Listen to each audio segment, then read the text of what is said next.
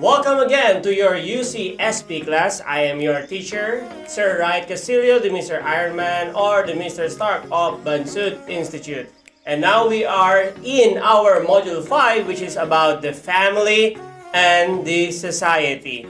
So this time we are going to learn more about the basic unit of the society, which is the family. Today, here is our learning objective. Number 1, to have a wider understanding of our family heritage. Number 2, to value the importance of being part of the family.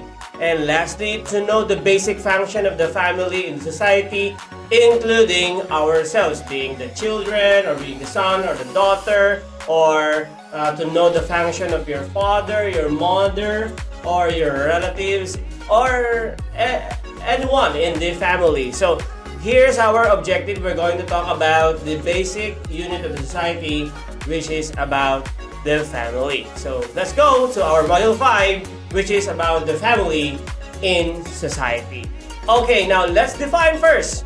What is a family? Family, by definition, by the basic, at least the least definition that we can have, is the basic social institution and the primary group in society. When we talk about institution, we thought of a school institution, a business sector, which composed of a lot of people in that places or in that group of people. But the most basic, at least, is the family. We said that it's basic because the people inside the community or the house is not that composed of a lot of members. Maybe few. Maybe just 3, the father, the son, or the father, the mother, and the son. Or pag mas malaki, of course, kasama na pa yung mga iba't ibang mga kapatid dyan. Or if you are a family in the Philippines, of course, meron tayo tinatawag na malawak ang pamilya dito. At least ang pinaka-basic na mga samahan ng mga tao dito sa mundong ito ay tinatawag nating family, or sa Tagalog ay pamilya.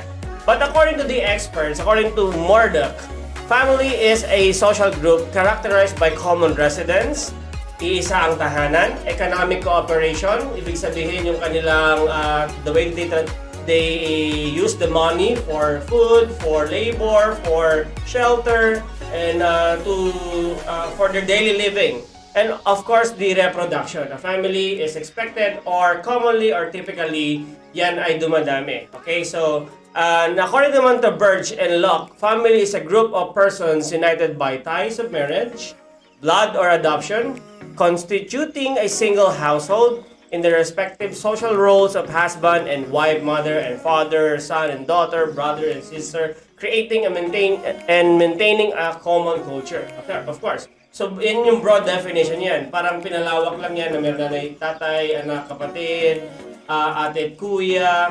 At of course, alam naman natin, family has a different culture. Meron tayong set of different beliefs, meron tayong set of traditions, meron tayong iba't ibang klaseng mga paniniwala sa loob ng tahanan. Probably religion, probably the way we talk to people, probably how we handle our richness or yung ari-arian. So, iba't iba ang kultura sa loob ng pamilya. Okay? So, according naman to Murray and Centener 1997, and I quote, is a social system and primary reference group made up of 2 or more persons living together who are related by blood, marriage, or adoption, or who are living together by arrangement over a period of time. Kasi kaya sinabing 2 or more, kasi pwedeng walang anak yung mga magulang, mother and father lang. So, yun ay consider natin as a family. It doesn't mean na walang anak, hindi na siya consider as family. But according to this definition, probably pwede na yung nanay at tatay i-consider natin as family. So, mayroon na tinatawag na adoption. Pag hindi walang kakayanan na mag-reproduce yung mag-asawa, they adopt, okay? As long as they agreed to stay together sa tinatawag natin common residence for a long period of time. Hindi lang siya yung pansamantala lang. At least a permanent residence. Okay? Or will take at least longer. Okay? So that is a family.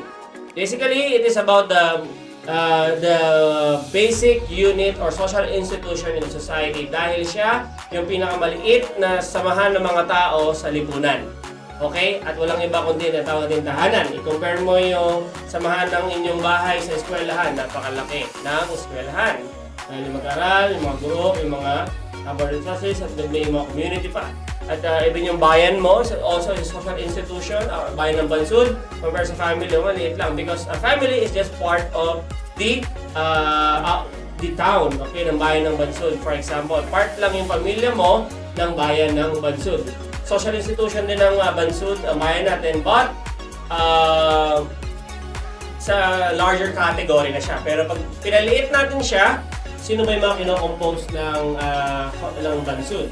Iba't ibang pamilya. Maliliit, pero pag nagsama-sama ay naging bayan. Okay? So, at least yung family is the basic social institution in the society. Okay, now let's go out to the characteristic of a family. I-describe natin ano ba yung meron sa loob ng isang pamilya. Sabi doon, number 1 is a universal and a significant element in man's social life. When we talk about man, it is a generic term of humanity. Tayong lahat. Okay, so basically we are, everyone is included in a family. You cannot deny the fact that you don't belong to a family. Okay, so lahat tayo nanggaling sa nanay at tatay natin.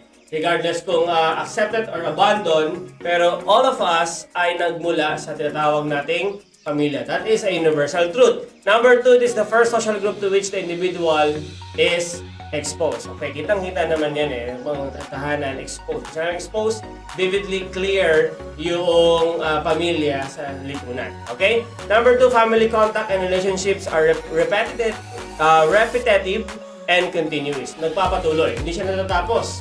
Yung lineage mo, okay?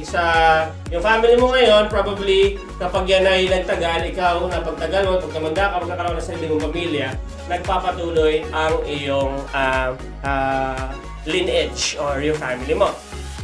Number 4, the family is very close and intimate group. Of course, given yan, dahil nga sila magkasama, matulog, gumising, kumain, maligo, lahat-lahat. So very intimate yung family, unlike sa school, limited yung ating intimacy. Okay, regardless sa communication lang, pero with regards to family, very intimate yan, very close yan.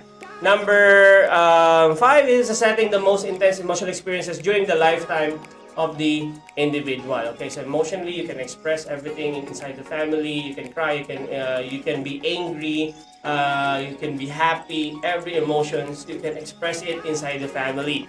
Okay, the next one is the family affects the individual's social values, disposition, and outlook in life. Pag sinabi natin social values, yung iyong pag-uugali. Okay, sabi nga ng kasabihan na kung sino ang tatay mo, malamang ikaw rin yan. Kaya nga minsan, di ba, pag pelikula, pag sinabing, sino ang tatay mo?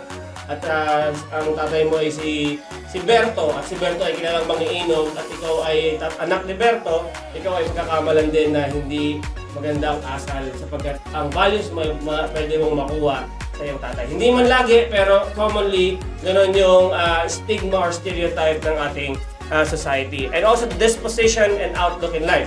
Pag sinabing disposition and outlook, the way you dress, the way you talk, the way you walk, the way you look, lahat-lahat ng iyong manners, your dress, your clothing, ay makukuha mo yan.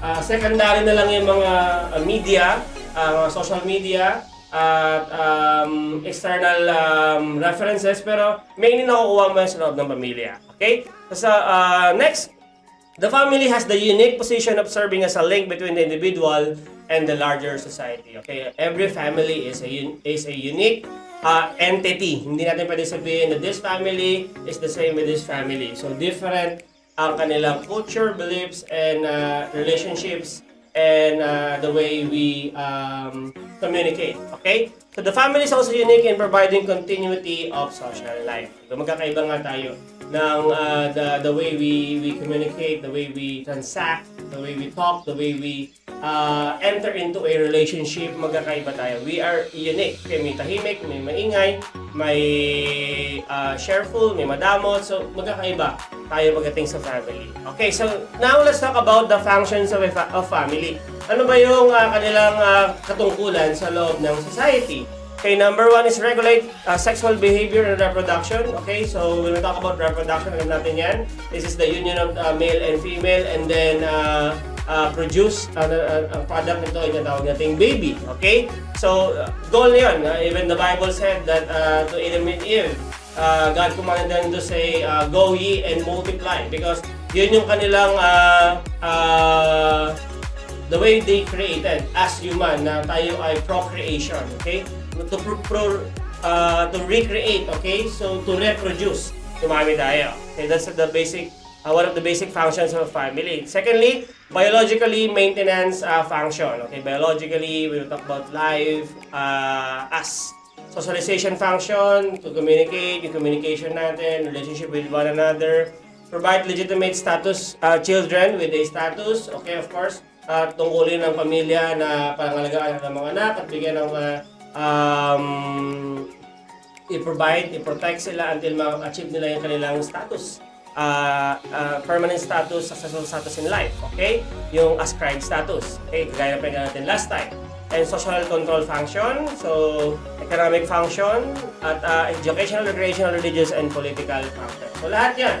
Because lahat naman ng bumibili, of course, ay nagbumula sa pamilya. Lahat na nagsimula sa pamilya. Lahat ng umaattend sa political affairs at nag-enter in the politics, of course, nasa pamilya din. Kaya kami natatawag tayong political dynasty. Lahat din naman, of course, pupasok sa paaralan yung kanilang mga anak. Okay, probably mga magulang, mga guro, or mga part sa labor ng society. Kaya lahat ng mga bagay sa lipunan natin, of course, nagsisimula yan sa tinatawag nating family. Ang nagpa-function dyan ay tinatawag nating pamilya. Okay? So let us talk about the classifications of family structure. We have two here, and number 1 is nuclear family. When we talk about nuclear, we don't talk about the thing that explodes. Bang! Okay? Hindi yon. When we talk about nuclear family, we are talking about yung immediate family. The mother, the father, and the children. Okay? So, yun yung tatawag nating nuclear family. Kaya pag in-assess niyo ang inyong family, anong klaseng family meron kayo? Is it nuclear? Ibig sabihin, kayo lang magkakasama sa bahay, nanay, tatay, at mga kapatid at mga anak, ng mga magulang. Ikalawa na tawag nating extended family. And this is most common sa Philippine culture, extended family. When we talk about extended family, from the word extend, okay, to extend. Ibig sabihin, hindi lang yung nanay, tatay, at mga anak, kundi kasama na rin yung lola at lola, at mga pinsan, mga uncle, mga auntie, at even yung mga close relatives mo, even neighbors. So, yun ang tinatawag natin extended family. So, if you assess your family na kayo sa loob ng tahanan, anong klaseng family meron kayo? Is it nuclear family, nanay, tatay, mga anak lang? Or extended family, nanay, tatay, mga anak, at kasama ang mga kamag-anak, other or your close relatives. Okay? So that is the classification of family structure. Now, let's talk about the types of kinship. Pag sinabi natin kinship, kinship refers to the web of social relationship that form an essential part of the lives of most humans in most society. Yung iyong kadugo, okay? Pag yung kinship, yung iyong mga kamag-anak, okay? Or paano kayo nagsama. Sa kinship, ano yung relationship mo sa kanya? Paano mo siya naging asawa? Paano mo siya naging anak? Okay? So, ito yung tatawag nating ating kadugo. Okay? Paano ka nagkaroon ng relationship sa kanya? Okay, meron tayong 4 at least. Number 1 is by blood, number 2 is by marriage, number 3 is by ritual, and number 4 is by residence. Okay, isa-isayin natin to. First, by blood, kadugo mo siya. Pinanganak ka sa dugo at laman ng iyong mga magulang. Pangalawa ay natawag nating marriage. Yung marriage, of course, kapag yung nanay tatay mo ay nag-asawa, kayo ay legitimate children. Okay? At legitimate tayo magkasama bilang isang pamilya. By ritual, of course, kung yung religious, kung ano yung mga ritual or religious practices, yun yan. Or by resident. Okay? Family lang ba dahil sa inyong tinitirhan. Okay? Parang ganun. So, palawakan rin ito sa mga susunod na pahina. Now, let's talk about types of descent. Okay? Pag sinabi natin descent yung ating mga ninuno. Okay? So, i-trace natin kung saan tayo nagmula. Mahalaga kasi ito, matrace natin ang iyong family sa mother side mo at sa father side mo. Okay? So, meron tayong apat na types of descent system. Number 1 is unilineal. Number 2 is matrilineal. Number 3 is patrilineal. Number 4 is bilateral. Isa-isahin natin. Unilineal descent, of course, the system of family lineage wherein tracing of descent is done through either the male or female. Okay? So, pag unilineal, bahala ka dyan. Pili ka dyan. Saan ka pipili ng inyong lineage? Kasi, alam naman natin na hindi lahat tayo ay gusto yung side both. Okay? For example, ako, mas close ako sa side ng father ko, sa Castillo, rather than sa side ng Alcantara. Kaya, kung mag-trace ako ng lineage ng Castillo, ititrace ko siya dun sa father side ko. Of course, dahil yung tatay ko yung Castillo. So, is either pipili ako saan ako pipili ng lineage. Okay? Of course, ang criteria ko sa pagpili, of course, dapat ay close ko sila. Okay? So, meron akong connection sa kanila, nakakausap ko sila. So, yun yung criteria ko sa unilineal descent. Okay? But pag inisisa natin ito, which will lead us to our second, which is the matrilineal descent. From the word matri means mother or girl. Okay? So, sa matrilineal, ang tinitrace mo ang iyong lineage sa iyong mga sa mother side mo. Okay? Kung ako ay Alcantara, tinitrace ko yung aking lineage sa aking mother side. Dahil ang Alcantara sa tatay at nanay ko, of course, ang nanay ko. So, tinitrace ko siya dyan. Ito yung lineage ng Alcantara. At makikita ko, yung Alcantara pala hindi galing sa Mindoro, kundi galing sa Nueva Ecija. Okay? So, the other way around is yung patrilineal. Okay? Ito yung opposite niya. From the word patri means pater or father or tatay. Okay? So, dito naman trace natin yung lineage ng tatay natin. Okay? Yung Castillo. Halimbawa ako, trace ko yung Castillo. Saan ba nanggaling yung Castillo ko? Castillo ay nanggaling sa Mindoro ba? Hindi. Yung pala galing sa Unisan Quezon Province, yung lineage ko. Tapos yung sa Quezon Province, di pala kami doon talaga sa Unisan, doon pala talaga kami sa Bawan, Batangas. So, malalaman ko lang yan kapag trace ko yung lineage ng tatay ko. Okay? So, bilateral descent, of course, ito, pag sinabi mo bi, yung parehas. Okay? Titingnan mo yung lineage mo sa nanay at tatay mo. At for the purpose of what? Distribution of wealth. O yung inheritance. Okay? Ng property. Ng mga naiwan ng mga mahal sa buhay. Ginagawa ito legally kapag tinitrace talaga bang ikaw ay kamag-anak. Kasi kung proven not, you will be disqualified or your inheritance will be void. Okay? Mawawalang bisa. Kaya mahalaga malaman nyo rin tong sistema nito ng pag-trace ng inyong mga kamag-anak sa buhay. Okay, now let's proceed to the types of marriage. Okay, when we talk about marriage, of course, this is about an important element of the family. Kasi ito yung covenant ng mother and father ninyo, yung kanilang union that they will never set apart till death. Sabi ng kanilang vow sa kanilang kasal. Okay, so cultural mechanism that ensures its continuity. Okay, so yun nga, ito yung nag-seal ng promises ng kanilang union, kaya that ensures continuity. Okay, so of course, dahil yung asawa mo, yung apelyido niya, yung apelyido mo, makukuha ng asawa mo, and of course, yung apelyido mo, makukuha ng mga anak mo. Okay, so meron ng natawag na rin assurance of continuity. Okay, so marriage is also an institution consisting of a cluster of more and folkways of attitudes and ideas of social definitions and legal gestation. Okay, so yun yung mga simple description ng marriage. And there are different kinds of marriage and we will talk about them one by one. Number one is monogamy, a marriage between two partners. Okay, from the word mono, which mean one. Okay, so isa lang ang the husband and wife, which our constitution believes. Okay, dahil ito yung ating ayon sa batas natin, that the marriage is only between husband and wife. Monogamy lang, okay, or monogamous practice na. Ano daw yung advantage nito? There is a reduced chance of contracting sexually transmitted disease. Of course, dahil nga isa lang asawa mo, hindi ka na makikipagkanig sa iba. And secondly is emotional security. And disadvantage nito, cheating and adultery may occur. Okay, yung practice of infidelity dahil isa nga lang. Okay? Pero of course, as a professor, ito yung aking ini-endorse at sinusuportahan that we practice monogamous marriage. Okay? Class, do not think about cohabitation, which we are going to talk about next module. Okay, mga family issues. Discuss natin yan next time. Now, secondly is tinatawag natin polygamy, a marriage between more than two partners. Okay, polygamy is commonly practiced by our Muslim brothers. Okay? Pero sa kanila may standard, hindi ka lang basta magpapakasal ng maraming asawa. Okay, sa Muslim practice, kailangan pag mag-asawa ka ng marami, you are able to sustain their financial needs, emotional needs, and every basic needs ng iyong mga quote-unquote wives. Kasi kung hindi mo kaya masuportahan yung mga asawa mo, ay ikaw yung kaparusahan din sa kultura ng mga Muslim. Okay? So, polygamy is a marriage between more than two partners. This is not allowed by the Constitution of the Philippines. Okay? So, what is the advantage?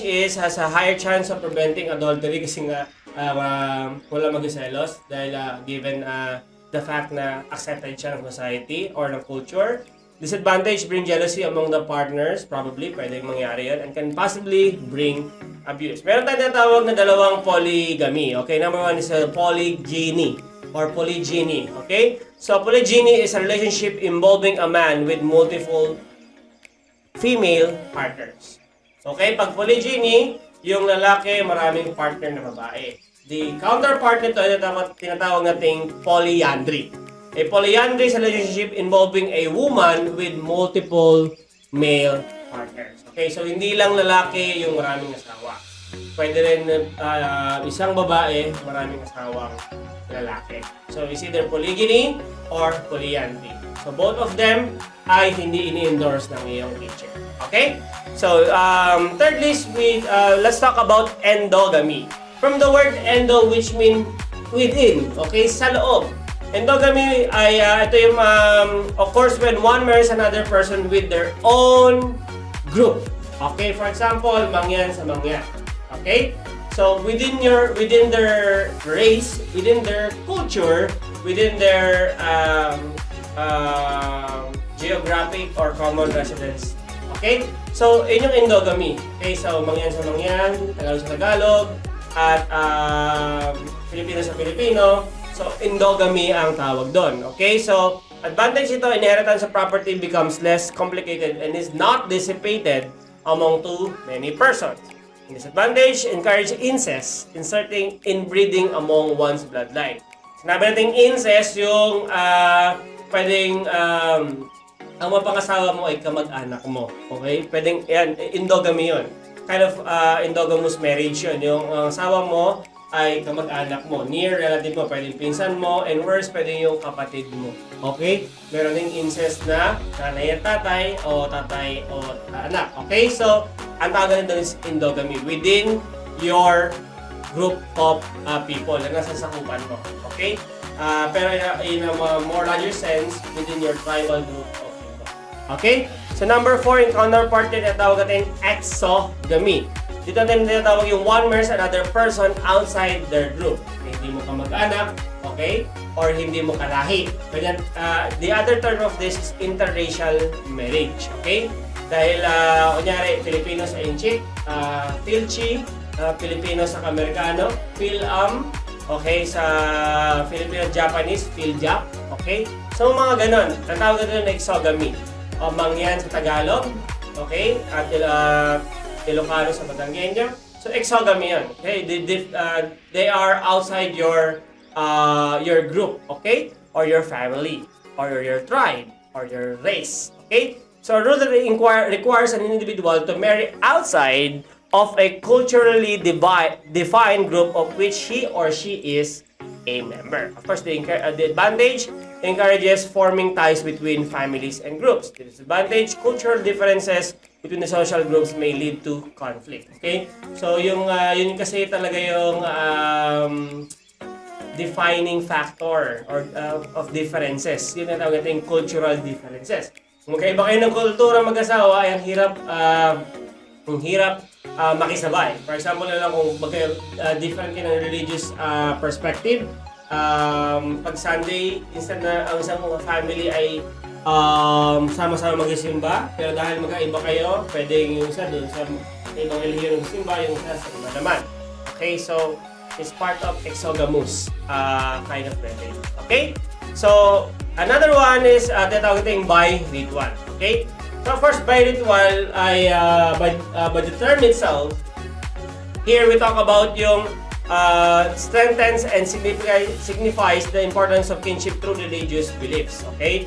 Mga practices, mga paniniwala, di ba? Kita niyo yung pag mga tribal group of people, talagang may mga burning of fire, festivals, dancing, at painting sa katawan, at kung ano-ano pa na practices, okay, mga pins. So, tatawag din yung mga ritual yan with regards sa tatawag nating marriage, okay? And another example is, of course, yung fraternity. Para mabilong ka sa tinatawag na group of people, or the frat, or the brotherhood, kailangan mong mag-undergo yung natawag nilang hazing or yung kanilang natawag na welcoming rites or ritual. Okay? So, yun po yun. And then, let's talk about types of residence naman. Okay? When we talk about residence, saan ka nakatira? Okay? Yung residence mo, yung natawag mong address. Okay? Your place of living. Saan ka nakatira? Okay, there are different kinds of residence when we talk about sa pagdating sa family in society. Number 1 is patrilocal, 2 is neolocal, 3 is bilocal, 4 is matrilocal, and 5 is avunculocal. So, sasayin natin to. Number 1 is patrilocal. When we talk about patrilocal, ito lang yan. From the word again, pater. Father. Okay, so yung mag-asawa ay nakatira sa side ng lalaki, ng groom. Kabalik, kasama niya yung tatay niya, yung nanay niya, doon sa bridegroom's part. Okay? So, sa bahay ng asawang lalaki. Patrilocal. Now, number 2 is neolocal. Pag sinabi natin neolocal, ay talagang lumipat ng ibang tahanan ang mag-asawang bagong kasal. Okay? Hindi sa poder ng kanyang magulang ng babae, hindi sa poder ng magulang ng lalaki, kundi talagang independent. Ibang tahanan. Number 3 is bilocal. So when we talk about bilocal, when the newly married couple lives in the same household or near the bride's parents. Okay? Bilocal yan. Kunyari, kapitbahay mo lang yung biyanan mo, kapitbahay mo lang yung mga kamag-anak ng asawang babae mo, or vice versa. So that is bilocal. Number 4 is matrilocal. Okay, from the word again, matri, or from the word mater or mother, of course, sa side naman ito ng babae. Okay? Sa bride's part. Okay? Sa biyanan na lalaki at babae. Doon ka nakatira ang iyong pamilya. Okay? So matrilocal. And number 5 is avunculocal. When we talk about avunculocal, allow the newlywed couple to reside with or near the maternal uncle of the bridegroom. Okay? Doon sa kamag-anak kamag-anak ng asawang lalaki. Okay? So, for example, mga tiyuhin, tiyahin, lola at lola. So, doon yun. Okay? So, tawag rin doon is avunculocal. Kapag nakatira ang isang pamilya sa side ng lalaki na kanyang mga tiyuhin or tiyahin. That's avunculocal. So if you are going to assess your types of residence, anong klaseng residence ang meron ka? Are you neolocal? Talagang nakabukod ang iyong pamilya? Patrilocal? Sa father side ka nakatira? Kasamang lolo't lola mo sa father side mo? Matrilocal? Sa mother side ka naman nakatira? Kasama mga kamag-anak, lolo't lola ng mother side mo? Ito ba ay bilocal? Okay? Same household, okay, ng bride's parents? Or ikaw ba ay avunculocal sa kamag-anak na either ng tiyuhin mo or ng tiyahin? Okay? So, anong klase residence meron ka? Now, this time, let's talk about political dynasties. Okay, this is just a short kasi dahil alam natin sa Pilipinas ay very known din yung natawag natin political dynasty. When we talk about political dynasties, elected public officials who have a familial connection with an incumbent at the same lower or higher level, district to provincial, and even nationwide or national, based on marital relationship, vertical lineage, or extended family. Okay, so yung mga magkakamag-anak sa loob ng politika, magkakasama. Tingnan natin yung good and bad side nito. For the good side, the possibility the prominent families stay in power not because of greed for it, but because of their possible political vocation. Parang kumbaga ginawa ng hanabuhay ng pamilya ang magiging politiko. As if na hindi pwedeng hindi sila nakaupo sa any position. Okay? May tatawag tayo parang quote-unquote reservation. The bad side of this is families may use maternal wealth, some illegally gained from being at power, or to influence elections in democratic states in a process called menu of manipulation. Okay? So, dahil nga syempre, yan, kahit hindi naman talaga magaling sa politics dahil lang kadugo, dahil kamag-anak, dahil ay anak, sige, invest tayo dyan, okay? So, ginagamit yung power yung kanilang pangalan para lang mamulitika. Okay? Pero pag nakaupo na yung kanilang, for example, anak, ang mga malakad pa rin yung tatay o nanay. Kasi, ginamit nila yung anak niya para pagpatuloy yung kanilang tinatawag na dynasty sa politika. For example, yung Estrada political dynasty, tingnan niyo yan. Okay, parang putulog dos parang natin ngayon. Joseph Estrada, nagsimula sa kanya, sa President of the Philippines. And then, ayan, nagkaroon tayo ng senator, si Luisa Estrada, Luisa Gomez, San Juan, R.D. Enriquez, Jerica Ejercito Jingwe Estrada. So, lahat yan. Okay, mga kamag-anak na erap yan. At hindi lang yan, of course, may natawag na mga B-Nice. Okay, sila Nancy, sila Jejomar, at iba pang mga kamag-anak, mga B-Nice, may mga Estradas, meron din tayong mga Cayetanos, meron din tayong mga Enriles, meron tayong mga Revillas, na napakadami niyan, Angaras, Villars, and the Marcoses. Okay? Bakit na kahit sa pag nag-aaral tayo ng history, bakit ngayon may Marcos pa rin, bakit may Villar pa rin, bakit may Estrada pa rin, bakit may Enrile pa rin, may Binay pa rin, may Angara pa rin, may Osmeña pa rin. Bakit? Kasi dahil sa tinatawag nating political dynasty. Is your family like that, political dynasty? Ako ay naputol na yung aming political dynasty. I came from a family, of course, na merong political background. My lolo, Jose Salcedo Castillo, was the former vice mayor ng bayan ng Bansud. Yung lola ko, former konsehal ng bayan ng Bansud. Si Lola Leonor Cabana Castillo. At yung tito ko, si Tito Amen Cabana Castillo, ay siya rin ay former na konsehal ng Bansud. And of course, yung Tito Rock ko, mayor, congressman, Tito Rock and Tito Hope, and naputol na pagdating sa lineage. Pero yung lineage namin sa pagiging pastor ay hindi naputol. Dire-diretso yan. And I will testify that myself dahil ako ay pastor. Okay? Pastor din at the same time. So, mas gusto ko yung pastoral dynasty kaysa sa political dynasty. Buti na lang, doon ako napunta. Though meron din akong inclination or somehow interest sa tatawag nating politics. Okay? So, now, class, that is all about the family, the basic unit in society. Okay, so don't forget about that, the type of residence, the type of decent system, type of kinship, type of marriage, the classification structure of a family. So don't forget that class. So this time we're going to proceed to our weekly assessment. Okay? For our weekly assessment, para mas makilala natin yung inyong lineage or yung inyong descent or yung inyong descendants or yung inyong family, I may or prepare a family tree for you. Okay? So above this family name, kung ano yung family name, lagay nyo lang dyan. Mas maganda kung yung family name mo at ng mother mo, father and mother mo. For example, ako, Castillo Alcantara. Okay, so yung Castillo, my father's side, and Alcantara, my mother's side. Okay, so tingnan nyo yan. Meron diyang mother and father, and the extent niyan, sa width niya, so the grandmother and grandfather, both side, father and mother. And then yung mga uncle and tito mo, mga anak ng lola at lola mo. In the middle ay ikaw at sa baba yung iyong mga kapatid. Okay, so sagutan nyo lang yan. Kung kulang ang box, dagdagan nyo lang. Pag sobrang box, iwan nyo lang. Okay? So ganun lang yun.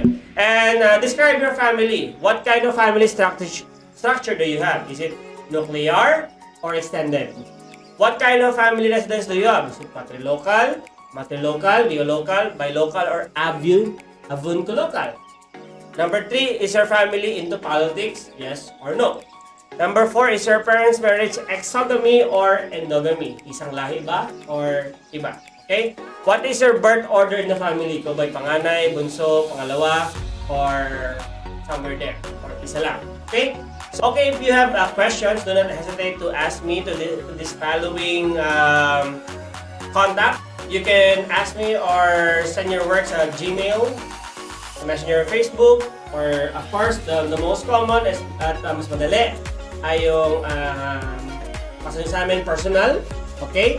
Nagkukuha kayo ng panibagong module, or you can also text me sa contact number na ito para po sa inyong kalutungan. So, thank you very much for listening again to our class. This is again the module 5 of Understanding Culture, Society, and Politics. I am again